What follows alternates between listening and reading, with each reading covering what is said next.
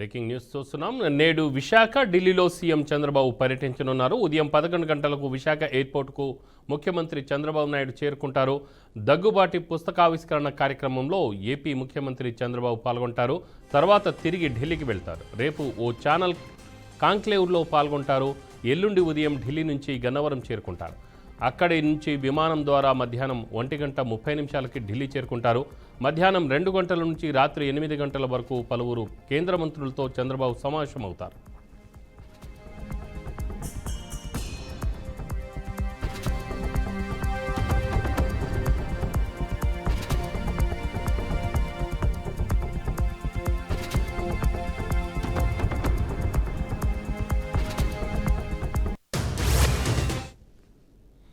దీనిపై మరింత సమాచారం విశాఖపట్నం నుంచి మా ప్రతినిధి శ్రీనివాస్ ఫోన్ లైన్ అందిస్తారు. శ్రీనివాస్.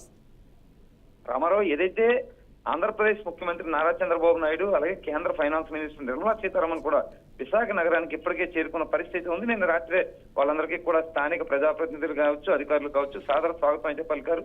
అయితే నారా చంద్రబాబు నాయుడు మాత్రం రాత్రి ఏదైతే ఎన్టీఆర్ భవన్ ఉందో అక్కడే బస్ చేశారు. ఈ ఉదయం 10:30 గంటలకల్లా పూర్తిగా గీతం యూనివర్సిటీలో ఏర్పాటు చేసిన దగ్గుబాటి వెంకటేశ్వరరావు ఎవరైతే పురంధేశ్వరి భర్త ఉన్నారో ఆయన రచయితగా ఆయనే ఒక పుస్తకాన్ని రాయడం జరిగింది.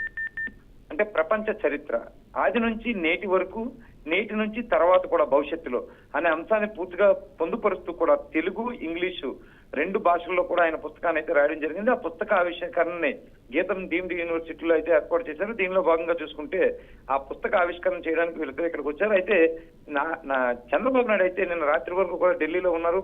ఢిల్లీలో ఉండి నితిన్ గడ్కరీతోని, అక్కడే నిర్మలా సీతారామన్ తోని, అమిత్ షాతోని కలిసి ఆంధ్రప్రదేశ్ కావాల్సిన అనేక పథకాల కోసం, ఆర్థిక వనరుల కోసం, భవిష్యత్తులో కావాల్సిన పెట్టుబడుల కోసం కూడా రిక్వెస్ట్ చేయడం అయింది.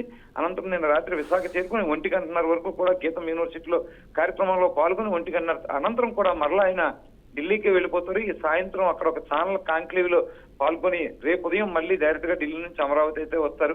అయితే ఈ టైట్ షెడ్యూల్ లో కూడా కేవలం ఆయన రావడానికి ఆ పుస్తకం యొక్క ప్రాధాన్యత, అదేవిధంగా కుటుంబ నైపుణ్యత, అదేవిధంగా బీజేపీ అధ్యక్షురాలుగా ఉన్న పురంధేశ్వరి భర్త కావడం, మరియు తోడలుడు కుటుంబ బంధుత్వం ఉండడం, అనేక అంశాలు అయితే ఈ బిజీ షెడ్యూల్ లో కూడా ఆయన విశాఖపట్నం రావడం జరిగింది. ముందుగా అనుకున్న షెడ్యూల్ ప్రకారం కాబట్టి దాన్ని ఆ డీవియేషన్ లేకుండా, వాయిదా వేయకుండా సేమ్ టైంలో జరగాలనే ఉద్దేశంతో అటు ఢిల్లీ నుంచి అర్ధరాత్రి ఆయన విశాఖ చేరుకుని మళ్ళీ ఉదయం 1 గంటలకు మళ్ళీ ఢిల్లీ వెళ్ళిపోతున్నారు.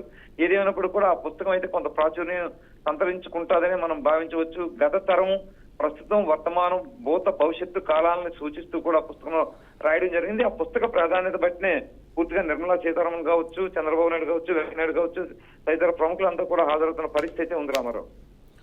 Right Srinivas, thank you.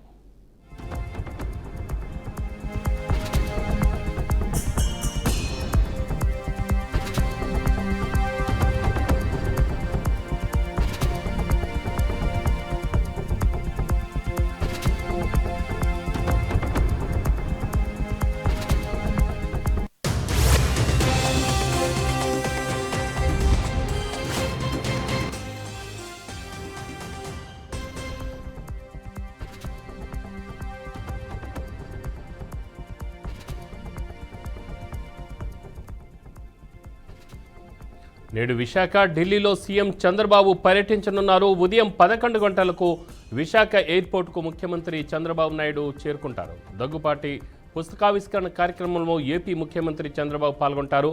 తర్వాత తిరిగి ఢిల్లీకి వెళ్తారు. రేపు ఓ ఛానల్ కాంక్లేవ్లో పాల్గొంటారు. ఎల్లుండి ఉదయం ఢిల్లీ నుంచి గన్నవరం చేరుకుంటారు. అక్కడి నుంచి విమానం ద్వారా మధ్యాహ్నం 1:30 ఢిల్లీ చేరుకుంటారు. మధ్యాహ్నం 2 గంటల నుంచి రాత్రి 8 గంటల వరకు పలువురు కేంద్ర మంత్రులతో Chandrababu సమావేశమవుతారు.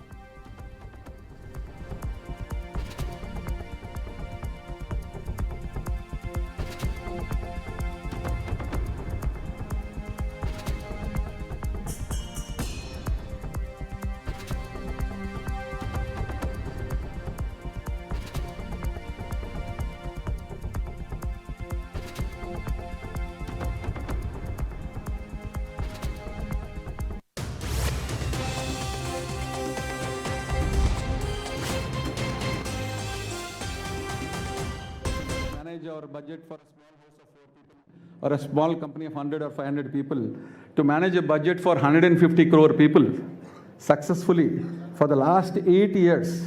Madam Nirmala Sitharaman Garu is doing a fantastic job under the guidance of Sri Narendra Modi ji.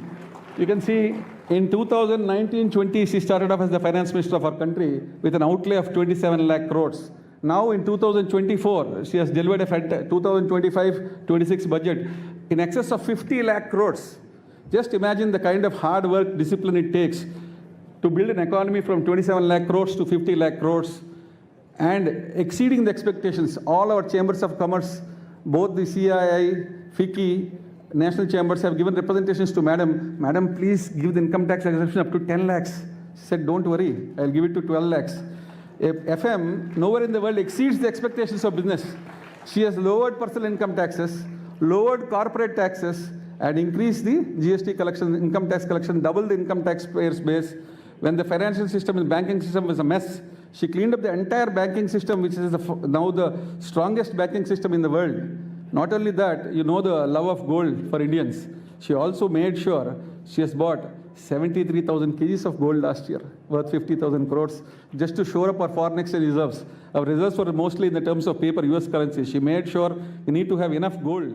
And she built up a huge gold chest. She bought our old gold back, bought new gold, strengthened our economy to make us the 5th largest economy. By next year, we want to become 3rd largest economy. What a wonderful job she's doing. I want all of you to give her a standing ovation, please. We are proud of you, ma'am. And not only that, I think she's the only person we have met. Every single representative she replies and takes action on. It's really a privilege, ma'am. Every single time we meet her and give her representation, she replies and takes point on every single thing. It's an outstanding pleasure to have such people in this country. I think this country is in very safe hands, and definitely we are on the march to become the 3rd largest economy. Thank you very much, ma'am, for gracing this occasion. Now, I would request Daggubati Venkateswara Garu to give his... Oh, sorry. I would request all the guests to proceed for lighting of the lamp, and can we have the prayer music, please?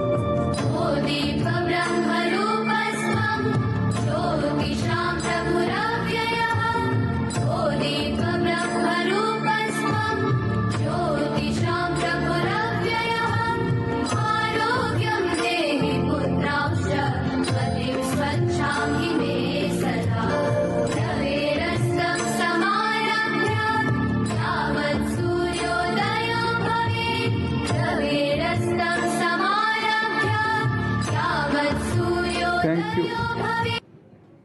Visakhapatnam, I think all of you are aware, is the 9th richest city in India in terms of GDP. And we are lucky to have a young and dynamic member of parliament of the 9th richest city. I would like Sri Bharat to come and give his opening remarks and welcome address. Thank you. Thank you Naresh గారు. వేదిక మీద ఉన్న పెద్దలు, ఇవాళ chief గెస్ట్గా వచ్చిన నిర్మలా సీతారామన్ గారికి, మాజీ vice president of India Venkaiah Naidu గారికి, మా లీడర్ ముఖ్యమంత్రి చంద్రబాబు నాయుడు గారికి, ద ఆథర్ వెంకటేశ్వరరావు గారు అండ్ పురంధేశ్వరి గారు, వేదిక ముందున్న గెస్టులందరికీ నమస్కారం అండి. వెంకటేశ్వర గారు కొన్ని వారాల క్రితం కాల్ చేసి ఈ బుక్ లాంచ్ గీతంలో చేద్దాము అని అంటే I was very happy and we said yes, but I have a grouse to share here. I actually wanted to do a book launch event for Murthy Tata's biography in the same place, in the same venue.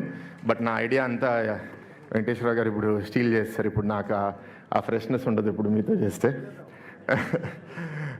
And I think just speaking about the author, for people who chala busy lives, so responsible lives after they have lived, to transition to something more scholarly is not very easy. ఎందుకంటే నేను మా కుటుంబంలో కూడా చూశాను. మా తాత కావూరు సాంబశివరావు గారు, ఆయన గురించి అనేవాళ్ళు ఎప్పుడు పరిగెట్టే ట్రైన్ ఎక్కుతూ ఉంటారని. Once he got a brain stroke and he is not as active, I saw that he struggled to accept the new pace of life. But Dr. Garu is one person I have seen, he's always very relaxed, and he's made meaning of life in whatever aspect of journey he is in. And I think that's for all of us to learn, that because life has no meaning, it's the meaning that we make. And I'm happy that ఇట్లాంటి ఒక book ప్రపంచ చరిత్ర గురించి వెంకటేశ్వరరావు గారు రాసినందుకు. And I'm very happy that GITAM is hosting this, and I'm thankful to all the guests who have graced the dais. I hope to approach you again in the future. మీరు already ఒకసారి వచ్చేసారని ఈసారి నన్ను డినై చేయకూడదని కోరుకుంటూ మీ సలహా తీసుకుంటున్నాను. Thank you.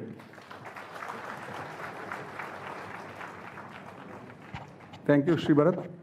Now I would request the author of this book to brief us about how he has written this book, what is there in this book, and what we can learn from this book, and why he has written this book. Dr. Daggubati Venkateshwara Garu, can you please?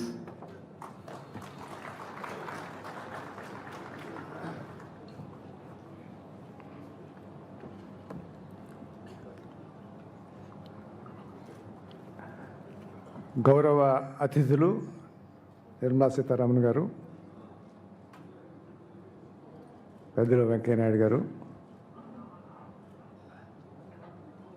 ముఖ్యమంత్రి వర్యులు చంద్రబాబు నాయుడు గారు, మా భరత్, మా శ్రీమతి పురంధరేశ్వరి గారు, విచ్చేసినటువంటి మిత్రులందరికీ నమస్కారం.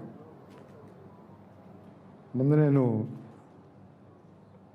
ఈ కార్యక్రమానికి ఒక పుస్తకం లాంచింగ్ అనేటటువంటి దానికి ఇంతమంది పెద్దల్ని పిలుస్తున్నాను అనేటటువంటిది ఒకటి నాకు ఉండేది. ఈ పుస్తకానికి అంత విలువ ఉందా?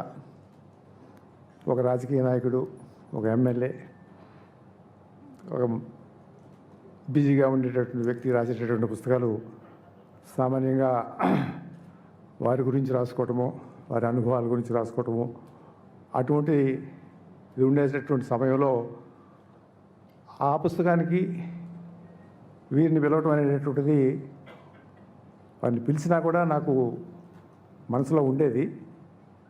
కానీ ఈ పుస్తకానికి ఒక విలువ ఉన్నదని ఇది చదివినటువంటి కొంతమంది మిత్రులు చెబుతున్నప్పటికీ నాకు ఇంకా అనుమానం ఉండేది.